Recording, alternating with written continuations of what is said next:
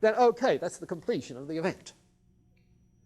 It's as if there is a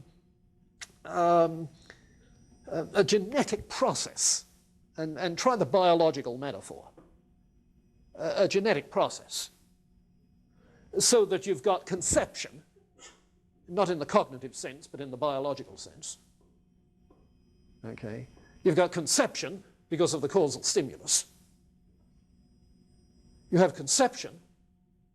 You have the developmental process with the possibilities emerging and being selected during embryonic development, if you like, until the birth of the new event with the decision and the achievement in maturity, the subjective aim, and then, of course, the mature event gradually subside the data, you see. So you can see it like birth, maturity, death, which gives rise to birth, maturity, death. Hey, dialectics? Hegel? Yeah. Thesis, antithesis, synthesis. You see? The influence of the Hegelian tradition in this whole understanding of the world process. The whole world process is a dialectical kind of thing. It has a dialectical structure. You see? In the synthesis, the objective data are preserved but transcended by new possibilities that they provide. You see? The synthesis. Well, the completion of the event then leads to what he calls satisfaction. Satisfaction. And again, notice that that's a term drawn from conscious perceptual experience. It's the paradigm. You know what I mean by a paradigm? You have certain paradigm verbs in foreign language. You see, if you want to know how to conjugate a verb, you go back to the paradigm. Amo, amas, amata, mamis, amatit, amant in Latin. Je suis, tu es, il est, nous sommes, vous êtes, ils sont in French. So forth.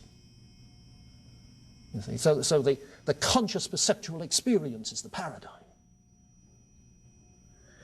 And in perceptual experience is the satisfaction when you really see as you have opportunity to absorb it. It is for, the satisfaction is for Whitehead an aesthetic satisfaction. Now, aesthetic initially in the continental Germanic sense of sensory satisfaction. Aisthanomai having to do with the senses, Kant's transcendental aesthetic having to do with senses, you see. But it's also aesthetic in the English language sense of it, of aesthetic, an aesthetic satisfaction. How do you describe this aesthetic satisfaction, which is the culmination of the experience? Well, it's that everything in the event, all these three elements, come together to provide a unity, so that the event is one feeling. It's one experience. Now notice how we use the term experience along those lines, you see. It could be your first taste of pecan pie. What an experience, you see. It could be the 4 years of a college education, the Wheaton experience. Get it? You see?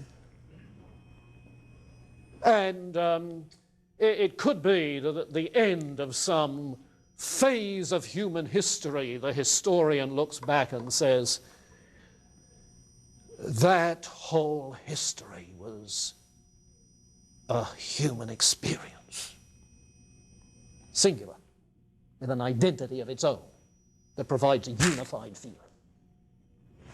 You see?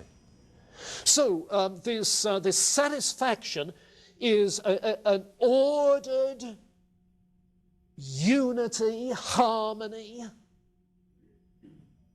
of the opposites,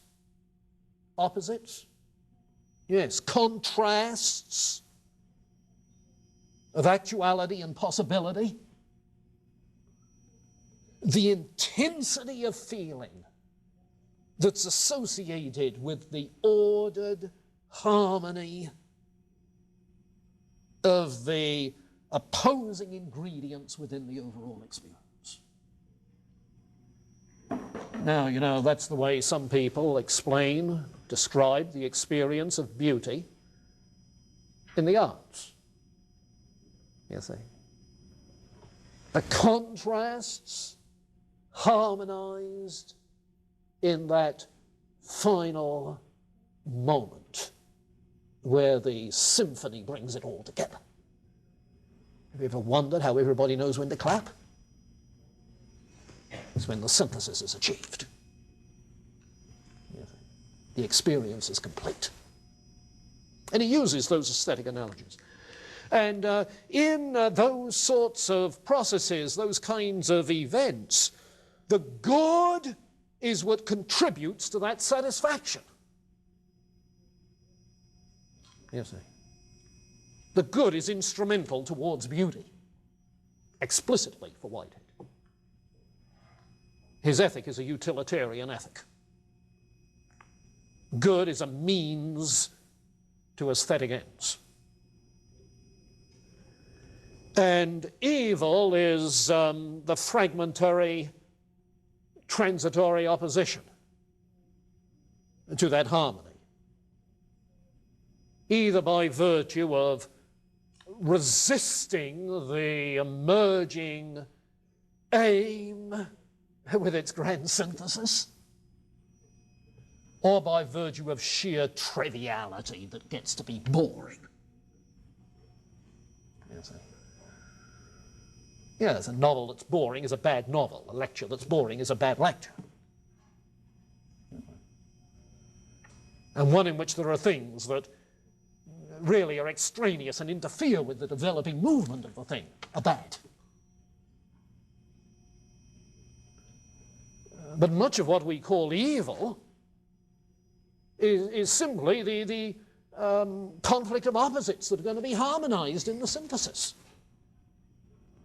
So that when Whitehead talked about his son, who was a flyer with the British in World War I, what they called the Royal Flying Corps back there, what became the Royal Air Force, his son was shot down in a dogfight over the trenches in France, World War I. When he talked about that, he talked of his life coming to a beautiful completion as it merged into history.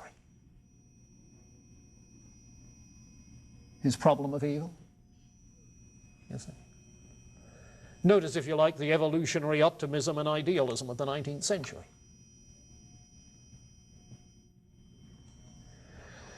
Well, you see then that this characterization of an event like perceptual experience is the characterization of a person's life. It's the characterization of all human history, of all cosmic history.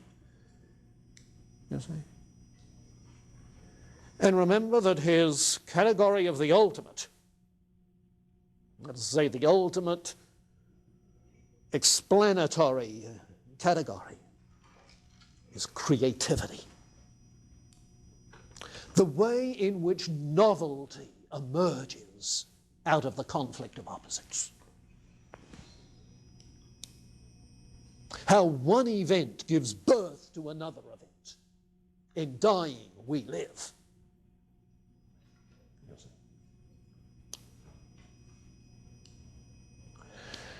Well, if then this is the nature of the world process, the creative process, as it really is, and as he takes it to be, the creative process, the world process, what does it say about a human being Well, it says that a human being is essentially what David Hume said about personal identity.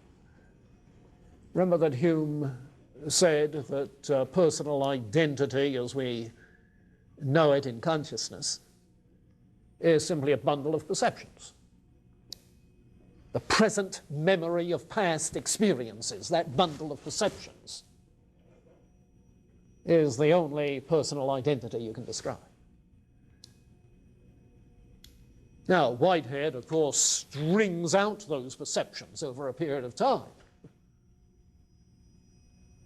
But it's the continuity of the experiences which gives identity, so that you look at a photo of yourself 10 years ago and say, yeah, that's me. And then you can identify with it because of that continuity. But the human self, he says, is simply a society of events with a unifying structure. A society of events. But the thing we want to get to today, what about God? Now, you look then at these three ingredients of all events. Keep in mind that God, for Whitehead, is not an exception to these metaphysical generalities, but is the example par excellence. So God is conceived in the image of perceptual experience. Or to put it another way, God is understood in terms of the experience of being God. Yeah, the self-consciousness is the lens projected on the ultimate. You see? Now, what does that mean? Well, he says there are three phases in the nature of God. If you like, the threefold nature of God with respect to any event. All right, here's the nature of any event. And there are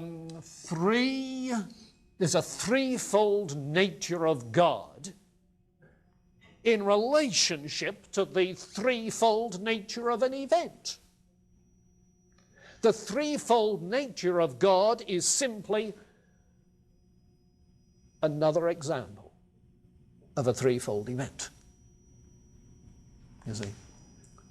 In other words, the being we call God is, like any other being, an event. An everlasting event. You see? An event without beginning and without end. An everlasting event.